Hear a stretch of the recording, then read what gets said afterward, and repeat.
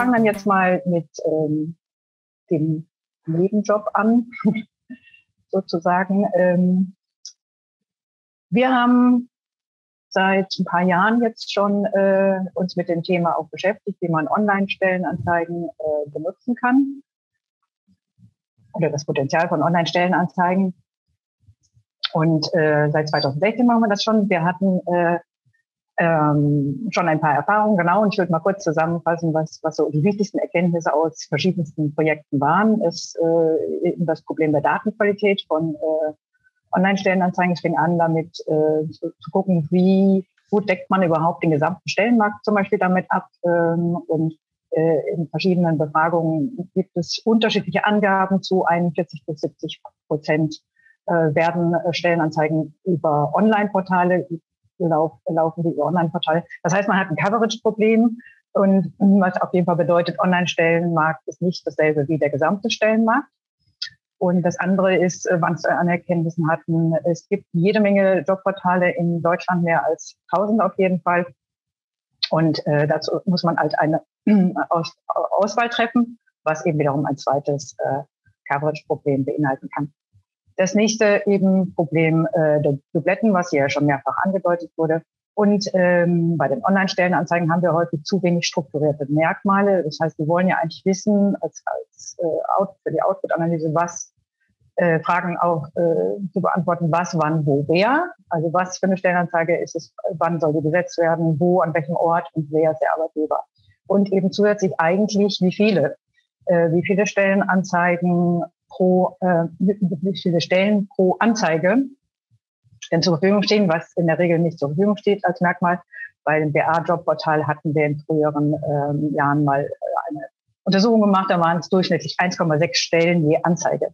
Und das ist jetzt auch der Grund, warum wir hier von Online-Job-Advertisements sprechen und nicht mehr von Online-Job-Vacancies, weil wir halt bei den meisten Portalen keine Angabe darüber haben, wie viele Stellen zur Verfügung stehen.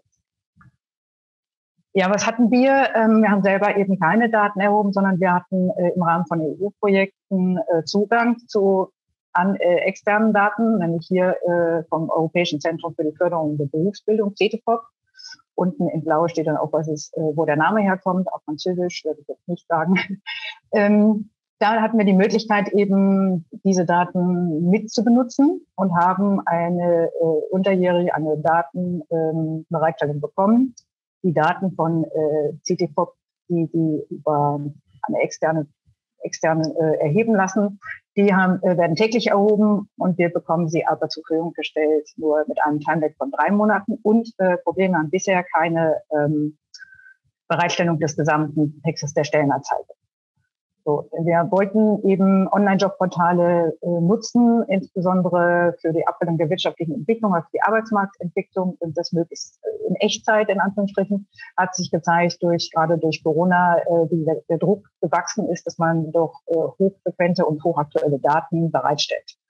Und da wir nicht so wenig Kapazitäten auch haben und wollten wir nicht den ganzen Datenerfassungs- und Aufbereitungsprozess mitgestalten, sondern eben auf bestehende Daten zurückgreifen, um das möglichst schnell ein Output bedienen zu können. Und hier sehen Sie ein paar Merkmale, die dieser CETEFOP-Datensatz oder die Datensätze, die wir zur Verfügung gestellt bekommen haben, haben. Hier sind 4 Versionen abgebildet, V1, V4, V5, V6 und jeweils fing es an mit dem Berichtsmonat Juli 2018 und entsprechend kamen immer noch mal neue Monate dazu.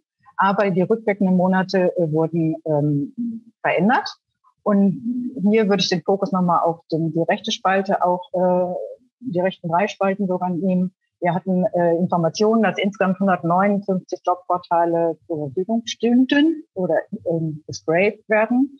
Und aber von denjenigen sind was verwendet worden, es waren deutlich immer unter 100 und von Jobportalen, von denen pro Monat mindestens 100.000 Stellenanzeigen erfasst wurden, lag man dann zwischen 3 und 5 nur noch. So, und dann das Problem, was wir unter anderem hatten, dass eben revidiert wurde, also die Daten, die uns zur Verfügung gestellt worden sind, haben auch alle rückwirkenden Monate nochmal erneuert.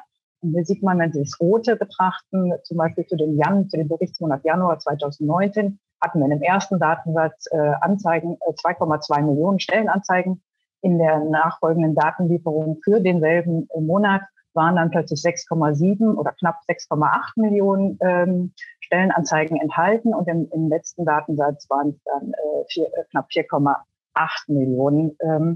Das ist jetzt inklusive Dubletten, aber es ist schon trotzdem fragwürdig, wo das herkommt, dieses Problem. Dann ist noch auffällig gewesen im Juli 2020, genau, der blaue Balken, da hatten wir eben knapp 4,5 Millionen Datensätze, wovon aber der Anteil von die Art der Datengewinnung war im Datensatz enthalten. Die Crawling-Methode war da plötzlich auf 51% gestiegen. Und wir sind der Auffassung, dass Crawling nicht so gut ist wie Scraping, weil man einfach dann mehr Daten bereinigen muss auch. Gut, was Sie in der nächsten Folie sehen, ist nochmal einmal der Überblick darüber, wie die verschiedenen Datensätze von der absoluten Zahl her doch deutlich variieren. Und hier noch zusätzlich eben die 5 wichtigsten Jobportale sind hier abgetragen, anteilsmäßig.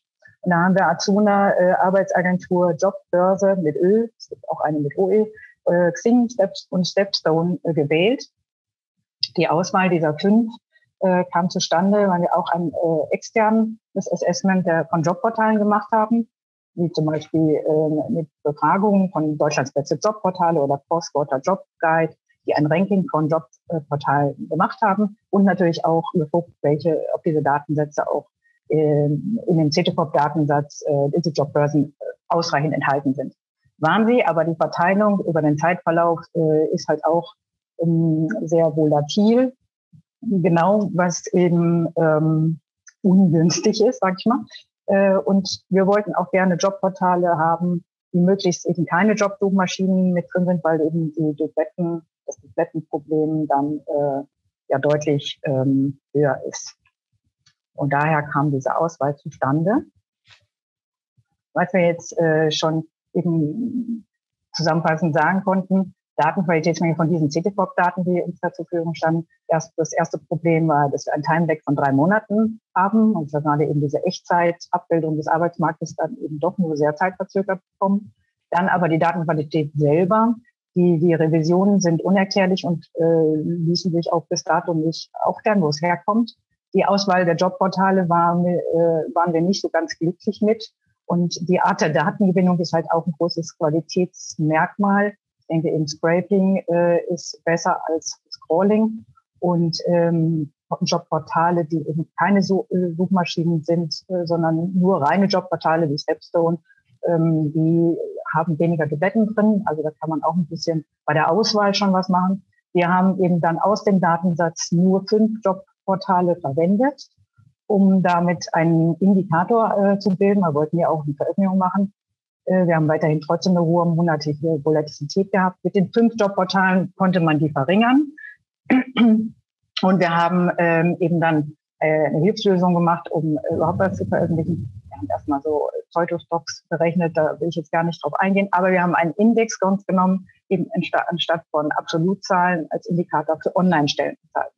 Und das Ganze wurde genannt Extat Online-Stellenindex, weil es als experimentelle Statistik veröffentlicht worden ist, weil es noch nicht hohen Qualitätsstandards genügt. Hier ist eine Abbildung von dem, wie dieser Index dann aussieht, mit dem damaligen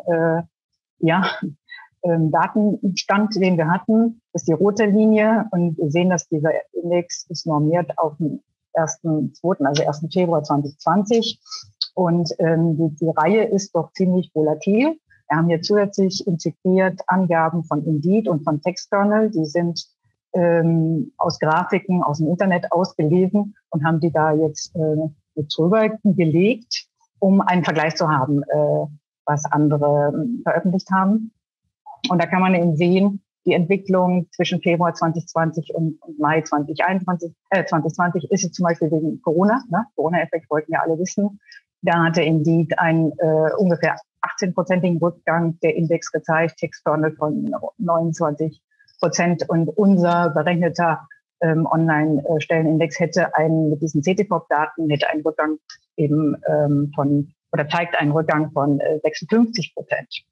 So, und umgekehrt die wirtschaftliche Erholung nach Mai 2020, da zeigen alle die 3 Indikatoren schon eine Erholung, aber eben in deutlich unterschiedlichem Ausmaß.